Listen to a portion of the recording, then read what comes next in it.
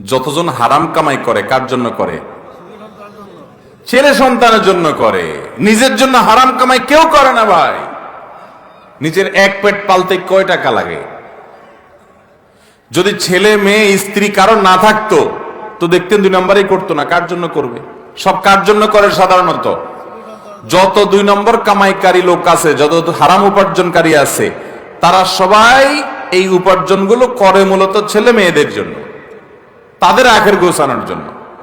কিন্তু অবাক করা বিষয় কি জানেন?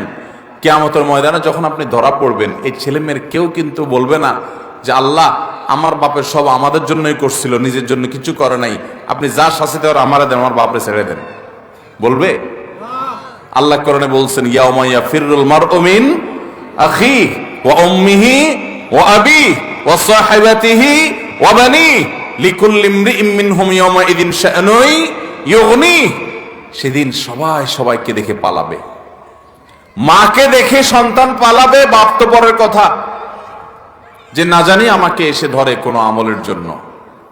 বাবারা কার জন্য 2 নম্বর উপার্জন করছেন? এই জন্য আমার যুবক ভাইরা প্রতিজ্ঞা করেন, সরকারি চাকরি পান আর বেসরকারি, ব্যবসা করেন আর বিদেশ যান, যেভাবে উপার্জন করেন না কেন, জীবনে কখনো হারাম উপার্জন করব না।